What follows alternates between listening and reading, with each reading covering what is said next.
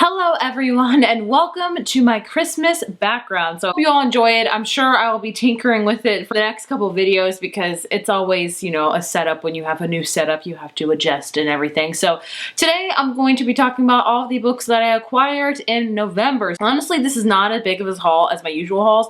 My past hauls have been like 25 to 30 books. This is only like 15, so that's manageable for me. As always, I'm going to start with books that I bought. I only bought 2 books this month. I already have like 5 on the way to me. They're just not here yet. It's the story of my life. But the 2 that I bought, the first one I've already read, is Sawkill Girls by Claire Legrand. I loved this book much more than I thought I would. It's so hard to explain what this book is about. I have read it, like I said, and I gave it like 5 stars, spoiler warning, but I do need to film a video review. If you just want a solo video review on it, I would love to share it with you because it was so amazing. It's the perfect fall book to read. I would say this is perfect to read in October because it is very scary. It's much more scary than I imagined. Basically, this book is all about these girls that live on Sawkill Rock. And Sawkill Rock, there have been girls that have been gone missing over the past decades, like centuries. There's a random girl that goes missing. Nobody can find her, so she's kind of presumed dead. Basically, what happens in this book, we follow 3 girls. 2 girls have already been living on this island for quite some time. Then we have a newcomer, and then a newcomer kind of shakes things up, and we learn what exactly is happening to these girls and how these 3 girls tie into it. It is very creepy, the whole disappearing, and when you figure out what is happening, because you do figure out pretty early on why these girls are missing and what is happening to them. It's very like haunting and disturbing. It definitely affected me a little bit, but I loved the writing in this. It was so beautifully written. I loved the feminist part of this because it was about 3 girls that were kicked butt. This also has female romance. This has great asexual rep. This book is just amazing. So I probably should film its own video review. So let me know if you want that. I would highly recommend buying this book because I loved it. Definitely one of my favorite books of the year so far, like hands down. Another book I bought for the readathon I am hosting, I think it's starting now as far as filming wise, and that is 7 Days of Us by Francesca Hornak. This book I've had my eye on for around a year. I saw it come out last year, I think, around this time, and I never got around to it. It's an adult literary fiction. It's basically about this family, and they're not really close, but they all have to be secluded together for like 7 days because one of the siblings just got home from being abroad from treating an epidemic, and she's been told she must stay in quarantine for a week as well as her family. So it's about them kind of getting closer together when they're not so close. And I'm hoping to I'm reading this for the 'Tis the Season-a-thon, and I'm hoping to really enjoy it. So here's to hoping. It sounds like it's going to be a heartwarming kind of family read, which are 100% right up my alley. The rest of the books I have to share with you, I was sent by publishers, so I'm very, very thankful for that. And yeah, that's all I can say. I'm so lucky that I'm able to get books from publishers. That just means the world to me. So the first one I'm most excited about, I got sent from Gallery Books, wasn't expecting it, and that is My Favorite Half Night Stand by Christina Lauren. I hate these stickers. I have to get this off. So if you don't know, Christina Lauren's actually 2 authors comprised, and they kind of make their name into one, and they write adult chick lit, I would say, kind of on the steamier side, honestly. And this one is coming out, I want to say like December 9th, this one should be out. This is all about this girl named Millie, who's always been one of the guys. She's a UC Santa Barbara professor, and she's terrible at getting personal. And I think she has like 4 guy best friends, and they've never really been involved with one another. They never had like feelings for one another. And then one night they like decide to join an online dating community so they can all find someone to date. And then that same night, she's actually has a half one-night stand with one of her friends, Reed, and she spends the best night together, and then they kind of do like their dating thing next, like of the app. I don't know. I'm horrible explaining about this. So basically this is about 2 friends that have a hookup and they decide to remain platonic, I think, and then they get involved in this dating app, and I think she pretends that she's someone she's not. I'm not sure about it. I will let you know because I am definitely reading this in December because I just love all of her books. Next book is Little White Lies by Jennifer Lynn Barnes. I got sent this by Freeform. This is a young adult book, and it's all about this girl named Sawyer, who's like a mechanic, and she's like the least girly girl possible. And then her grandmother comes into town, and she offers her like a 6-figure 2-year contract to compete like in the debutante season, and she's like, well, I can't turn that down. Also, she figures out that she could actually learn who her father is, so she decides to become a debutante, much to her dismay, and she learns that maybe she doesn't hate it after all. She starts to developing closeness with the girls, and she starts maybe seeing another guy, and I think things happen from there. I know it's very southern because it's debutante and all that stuff, but I've heard really good things about this book, so I'm saving this for a rainy day, you know, for when I just need a pick-me-up book. So there's that one. I also have a few random ones that were sent to me. This one was sent to me by Simon & Schuster. This is a book been like made into a movie, I think. It's Can You Ever Forgive Me? Memoirs of a Literary Forger. And this is Sookie St. James right here from Gilmore Girls, Melissa McCarthy pretty much. And it's about this, it's based on a real story about this girl named Lee who was an author, and she was really good, and then she had a string of failed books and she found herself nearly broke, so she decides to write 300 fake letters imitating the styles of famous writers like Dorothy Parker, Noel Coward, and selling them to memorabilia and autograph dealers. And then she gets caught by the FBI, and it's basically all about that, which sounds amazing. Like I said, it's been made into a movie. This is a very, very short book. Like I'm talking about like 115 pages. So I want to read this, maybe check out the movie when I have time. I'm so behind on movies and shows right now. It's beyond ridiculous. Like Sabrina, haven't finished it yet. Haunting Hill House, haven't finished it yet. Brooklyn Nine-Nine, still haven't finished it yet. Like time, where does it go? I don't know. Next book that's also kind of random is Fill Me In with Friends. This is sent to me by Touchstone, and this is a kind of interactive novel you do with friends. It's basically you just fill in and things like that, and you have like, which Emma are you? I think it has a Gilmore Girls page, it has a Friends page, like from the show Friends.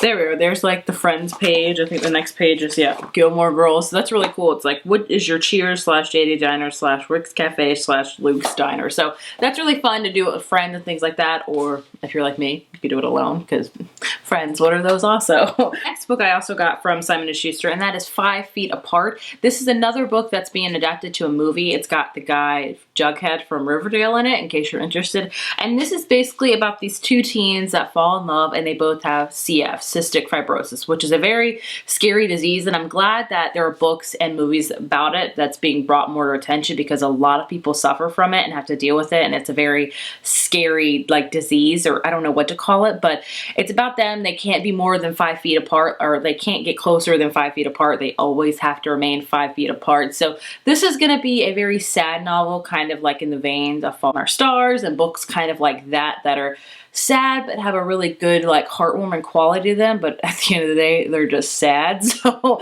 I want to check this one out, as well as check out the movie when I have time. Like I say, what's time?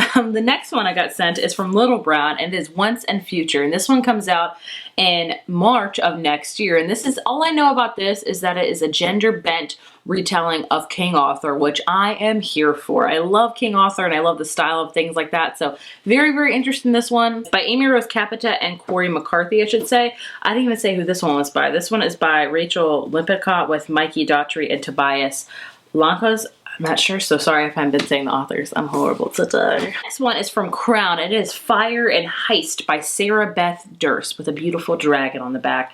And this is all about this girl named Guy, and she is a wyvern. Well, hopefully I pronounced that right. I was introduced to wyverns a lot in the Throne of Glass series, so I was like, ooh, I'm very intrigued by this book. And basically she's a human capable of transformation into a dragon, which is different from the Throne of Glass telling of that. So I don't know what to say about that. But basically she is going, I think she has to do a heist or something, and she has to do her first heist and get back to people she loves in the process. But instead she ends up discovering a dark truth about weird dragon society, a truth that is more valuable and dangerous than gold or jewels could ever be. So that sounds very intriguing to me. I think this one's already out, so that's awesome if you want to check it out. Next up from Tor, I have Blood Witch. This is the third book in the Witchland series, which I have read the first one. The first one's called Truth Witch. I think the second one's called Wind Witch. And then we have Blood Witch. I kind of quit this series because I like Truth Witch and I tried reading Wind Witch, but I could not get into it for the life of me. So I might host a giveaway for this one because I honestly don't think I'll read it. But I'd see if you're a really big fan of witches and kind of the fantasy world of that and kind of different type of witches, because in this world there's like a truth witch that can tell when people are lying or not. There's a thread witch who can see all the threads that bind, and then we have blood witches, which are, I think, I forgot, it's been so long, about like what a blood witch does. But either way, it's very captivating and interesting. I don't know why I quit it. Maybe I'll go back to it. I don't know. But as of right now, I don't plan to read this, but only time will tell, as I always say. And then the last book I have that was sent to me before I get into book boxes is Counting Darkness by Robin Lefevers. This is a brand new duology set in the best-selling His Fair Assassin series, which I'm guessing she also wrote, but I never read it. But this one sounds really interesting. It's about this girl named Sabella who's been the darkest of Death's daughters, trained at the Convent of St. Mortar to serve as his justice. But she has a new mission now, and she has to, I think, she has to disguise herself and hid it deep in the French court years ago, and then she's been undercover, so she goes undercover for so long, and then she's been undercover for so long, she struggles to remember who she is or who she's supposed to be fighting for. Her only solace is hidden prisoner who appears all but forgotten by his guards. So basically, it's all about that. Like, she has to go undercover, and then she's been undercover for so long, she doesn't know who she is anymore, what to do, and then I think a figure arises that reminds her of what she's fighting for. So it sounds very intriguing. Now, I don't know if you have to read His Fair Assassins before delving into this. If you read it, let me know. I would love to hear your opinions. This one does not come out till February, so I'm very intrigued by it. It is a very freaking big book, so that's interesting. And the rest of the books I have, I got from book boxes. Always, I'm going to start with Owlcrate. So the Owlcrate book this month was Girls of Paper and Fire by Natasha. I can't pronounce it, I'm sorry, but it's a beautiful freaking cover. I love the end pages and everything about it. So this is about these girls that are known as paper girls, which is not a good thing to be. So basically, we follow a main girl named Leia, and she's a paper girl, and it's not a good thing to be. It's they're designed to serve the king. It's the highest honor, and it's the most demeaning. And she's basically taken away from her home and put into the kingdom to be a paper girl. And then she falls in love, and basically she has a forbidden romance, and she has to deal with the king being evil. And I do know this features a female-female romance, I want to say, so that is awesome. I definitely want to check this out very soon. I want to check out all of these, honestly. The next book I got from Uppercase, and it is Assassin's Guide to Love and Treason by Virginia Boker. This is like set in the 1800s, and it's basically about these two people that hate each other, and they're out for one another, and they have to play Romeo and Juliet opposite one another in a Shakespeare play, and you can guess what happens from there. It sounds really interesting, sounds very funny, and it's also got that kind of diabolicness going on to it, so that is awesome as well. And the last two I have to talk about are from Book of the Month. The first one I got was 9 Perfect Strangers by Liane Moriarty. I have already read this. I did a whole video talking all about her book. So if you're interested in reading Liane Moriarty and you want to know what book to start out with, what book maybe to skip, I would highly recommend checking that video. I'll link it here and down below. This one is very different from all of our other books. The only thing I could tell you about this book is it's about these 9 people that go to this health resort. You know, it's like kind of spa, meditation, counseling, and things like that. And insane things happen. Like, this book was wild. That is the one word to describe this book. It is very different from her books where it doesn't have a big mystery, and it's also just freaking bizarre. This book was just so odd. I don't even know how to describe it other than that. Like, I would love to hear your thoughts. If you've read this book by her, let me know what you thought, because I really enjoyed it, and I liked that it was so different from our books, but it was just so freaking weird at the end of the day.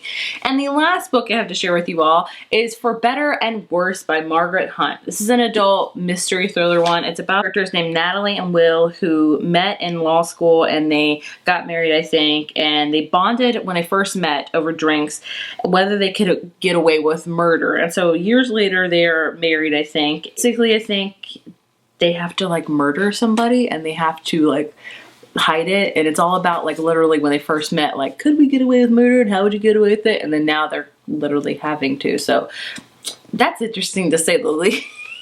So either way, those are all the books I got this month. Not a really big book haul, which I'm actually happy about, because every month after we do a book haul, I'm so excited to do it, but then I look at my shelves and I'm like, that's a lot of books I haven't read yet. This month, there's some I've actually read in this pile, and that some I'm reading like in this month, so I'm very like feeling okay about it. If you've heard of any of these books, I would love to hear your thoughts and opinions. As always, leave them in the comments down below. And if you like this video, be sure to give it a thumbs up. And I will see you in my next one. Bye.